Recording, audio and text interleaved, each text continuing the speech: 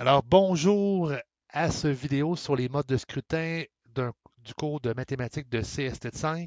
Je vais voir avec toi quatre modes de scrutin, c'est-à-dire le mode par pluralité, la méthode de Borda, la méthode de Condorcet et le mode par élimination. Donc, qu'est-ce que les modes de scrutin? Ben, ça sert à déterminer le ou les gagnants d'un scrutin, donc d'une procédure de vote.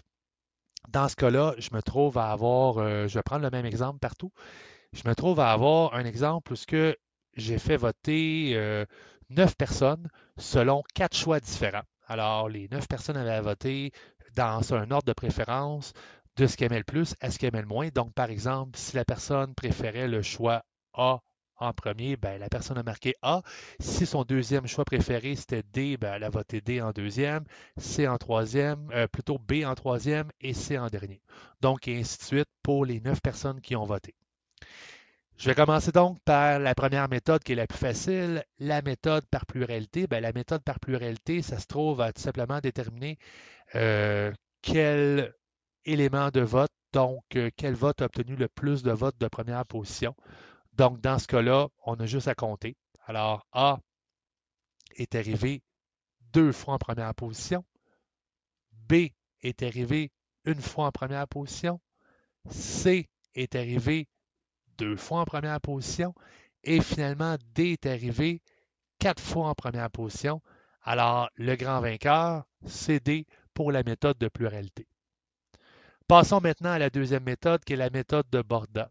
Donc, qu'est-ce qu'elle demande, la méthode de Borda? En fait, c'est une méthode où ce qu'on va attribuer un certain nombre de points selon le positionnement.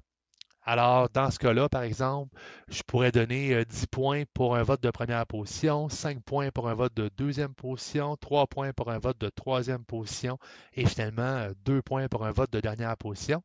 Mais je vais prendre des choses plus facilement que ça. C'est que je vais attribuer plutôt 4 points pour un vote de première position, 3 points pour un vote de deuxième position, 2 points pour un vote de troisième position et finalement un seul point pour un vote de dernière position. Donc, je vais faire un tableau, je vais construire un tableau pour pouvoir compter le nombre de votes selon le positionnement. Alors, j'ai des votes pour A, B, C et D. J'ai donc des votes de première position, deuxième position, troisième position, quatrième position. Et j'ai dit qu'un vote de première position avait 4 points, un vote de deuxième position, 3 points, un vote de troisième position va avoir 2 points, et finalement un vote de dernière position, 1 point. Alors, ce que je vais faire, c'est que je vais comptabiliser le nombre de votes de première position pour A. Alors, A est arrivé 2 fois en première position. A est arrivé 1 fois en deuxième position. A est arrivé 5 fois en troisième position. Et finalement, A est arrivé 1 fois en dernière position. Je vais donc comptabiliser mon nombre de points. Alors, 2 fois 4, j'ai 8 points ici, 3 points ici, 10 points ici et finalement 1 point là.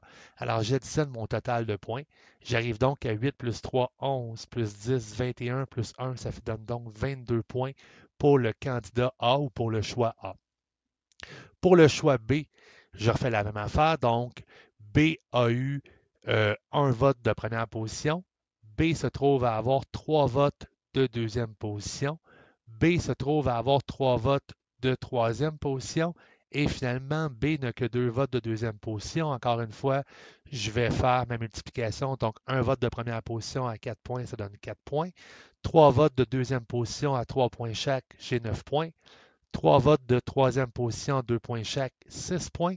Et finalement, 2 votes de dernière position, 2 points. Alors 4 plus 9, 13, plus 6, 19, plus 2, 21 points pour le candidat B.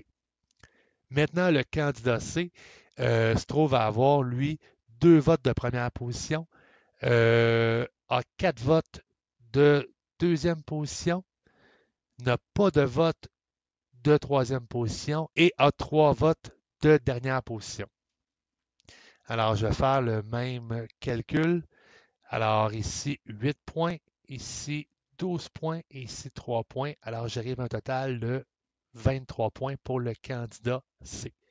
Le candidat D maintenant, le candidat D se trouve à avoir 4 votes de première position.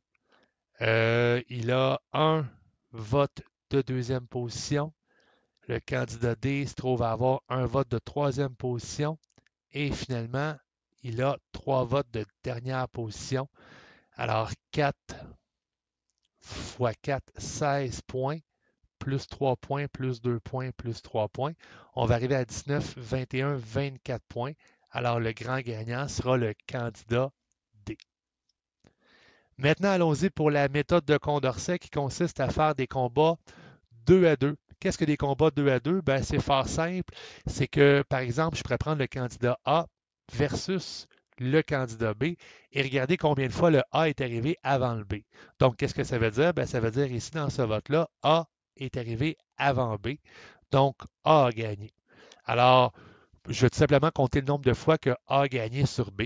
Alors, A a gagné ici, A gagne ici, A ne gagne pas ici, ni non plus ici, ni non plus ici, gagne sur le sixième vote, pas ici, gagne ici, et c'est tout. Donc, le A a 4 victoires. S'il y a 4 victoires et 9 votes, ça veut dire qu'il y a 5 défaites ou B a 5 victoires. Dans ce cas-là, c'est B qui remporte. Alors, je vais faire les combats pour toutes les paires qui se trouvent à être possibles dans ces votes-là. Alors, j'ai A contre B, je l'ai déjà fait. A versus C, A versus D, B versus C.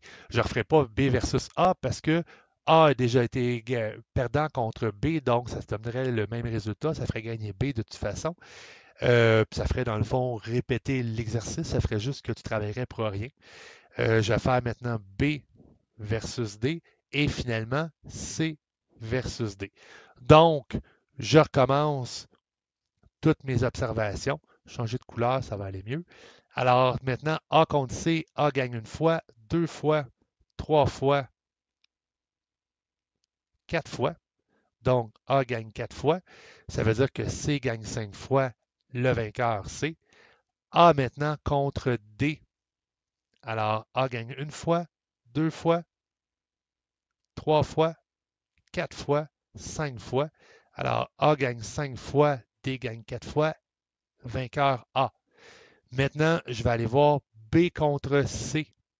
Alors, B gagne une fois, 2 fois, 3 fois, 4 fois. Alors, si B gagne 4 fois, C gagne 5 fois, gagnant C. B contre D. Alors, B gagne une fois, 2 fois, 3 fois, 3 fois. Donc, D gagne 6 fois. Alors, gagnant D. Et finalement, C contre D. Alors, C gagne une fois, 2 fois, 3 fois, 4 fois. Alors, si C gagne 4 fois, D gagne 5 fois, le vainqueur sera D. Dans ce cas-là, je me trouve à avoir une double égalité entre le C et le D. Alors, C gagne, D gagne aussi.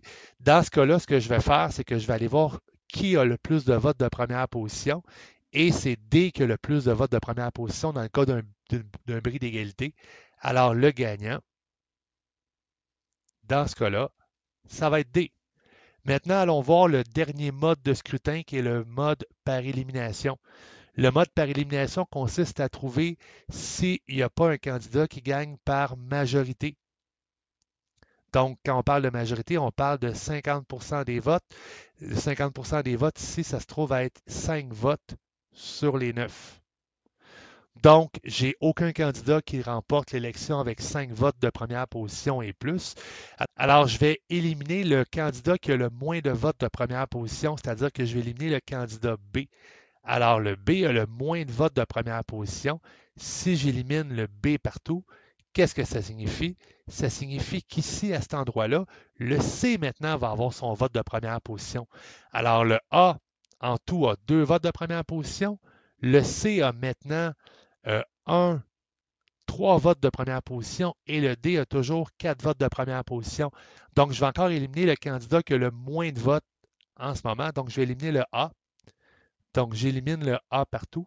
Ça va faire en sorte qu'à certains endroits, on va avoir un changement, comme par ici. Le D a maintenant un vote de première position de plus et le C a aussi un vote de première position de plus, mais ça fait en sorte que le D remporte son élection. Donc, le gagnant, c'est D. Alors, j'espère que ces explications t'ont permis de bien comprendre les modes de scrutin. Tu peux toujours compléter avec les notes de cours. Sur ce, à un prochain vidéo. Au revoir.